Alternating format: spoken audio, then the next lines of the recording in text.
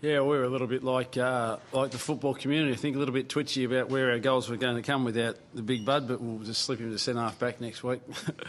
No, listen, that's been a little bit too smart. But yeah, we're wrapped with that. I reckon we showed a little bit last week.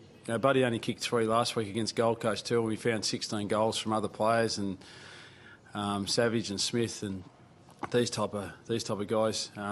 Bruce is really important for us still tonight. Bruce, even though he didn't hit the scoreboard, just the fact that he was more dangerous and the opposition had to take more notice of him this week, it opened up spaces for other players, and he still worked hard and just didn't go his way in terms of hitting the scoreboard, but it still played an important role for us. And same with Whitecross. We've just got some guys down there that just playing with some really good spirit and some really good attack on the ball and plenty of energy, so that was really pleasing.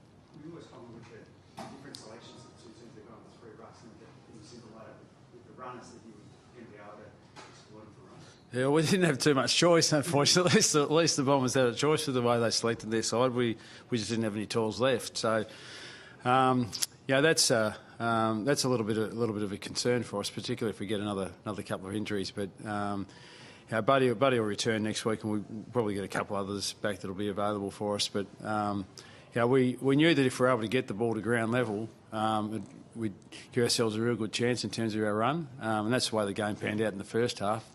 It became a little bit more of a battle in the second half, but the real hard work was done early in the game by our boys, which was good. Was that second quarter the best performance you think? You feel like the way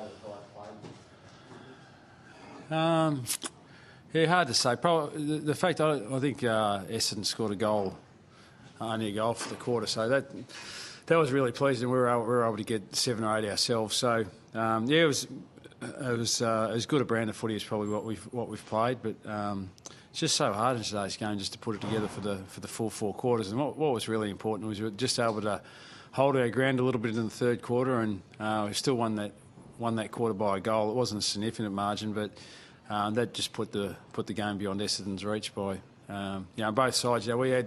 We had guys a little bit sore at the end of the game, and so did the Bombers. It was just survival of the fittest in the end. I think Essendon had 2 or 3 guys that couldn't come back on the ground, and we had a couple as well. So it's a tough, brutal game. So we're just pleased we're in front at the end.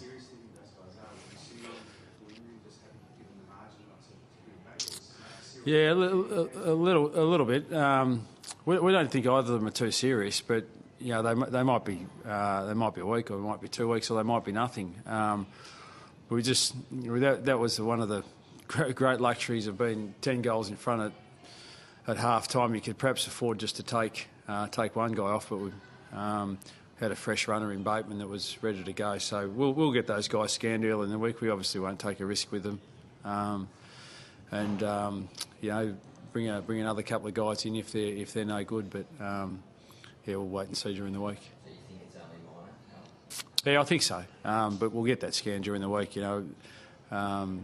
Just don't want to take a risk with those boys. They're 2 pretty important players for us. So, we'll be pretty conservative with it, and hopefully, if it's not too serious, they'll be right to play next week. But if it's not, then we'll get them right for either Brisbane the next week or after our bye. The philosophy remains the same, doesn't it? Because you're out running your big guns tonight. If you were to be without reality, you'd still be preaching that sort of balance and shared sort of. Yeah, I think so. And that's what was pleasing tonight. We just had a real even contribution right across the board, and some of these guys they've been around our club for 2, 3, 4 years now are really starting to mature as players. Shields and Suckling and Savage and these type of guys. Though, whilst they're new perhaps to the football community, they're not new to us. They've been in our system for some time now, and just maturing in terms of their both physically and mentally. To be attuned with how you play the game from week to week at AFL level, and just take most blokes it takes 3 years, 4 years in a program before you actually get that confidence to know that you can play at the level, and that's been the case with a lot of those boys. Does the form of any of those boys surprise you at all? Probably the amount of them that are all making really solid contributions and consistently doing it from week to week. You don't expect that. We've probably got 5, 6 or 7 of those lads that have all come into the side and played really important roles for us. they've had little lapses here and there, but they've become real integral parts of our side. And it's just energised some of the other players, and we've probably got 4 or 5 others that are just waiting for a chance too. Kyle Cheney's been as stiff as a dead man, just waiting around for an opportunity, and he finally gets his chance again tonight and comes back into the side after playing a game against Fremantle 2 or 3 weeks ago, and unfortunately fallen out of the side because Buddy and Sav come back into the side. So we're just really pleased that these lads can come in and do a role for us, but.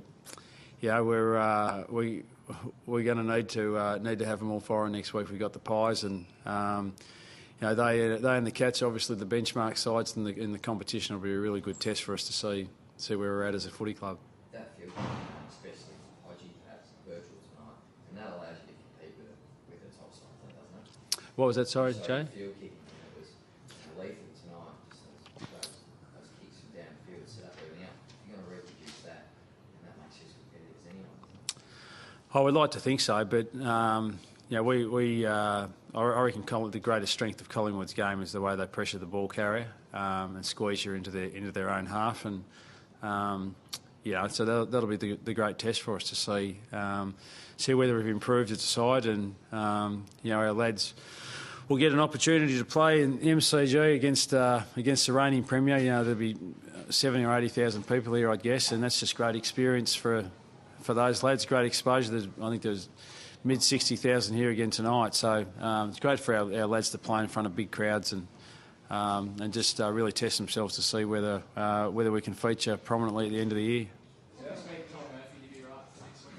Yeah, Murph's just had a bit of a knock to his shoulder, so that's why Kyle came into the side, but he should be good as gold next week. How your defence set up by Josh Gibson was pretty good too.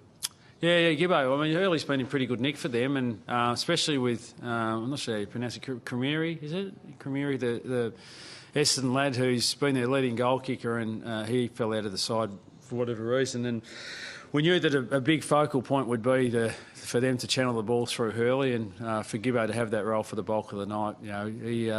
He dropped his guard against Podsy Adley a couple of weeks ago. It wasn't helped by the way that the ball came out of the midfield, so that's probably be the one time where he's been beaten. He's been really sound for us this year, and really pleased with the contribution he's made. But as you said, we've got 5 or 6 others. Lyle's gone down there in the last 2 or 3 games and done really well for us, and obviously got Birchall and Guerra who came back into the side tonight. So we're really pleased with our back end, but it continues to be a challenge for us with Showmakers out of the side and also Gillam and Stratton. But the boys that are in there at the moment are doing a good job for us. Would you have thought at the start of the year, having lost the amount of players you've lost, that those younger guys would be able to step up as a group as well as they've done?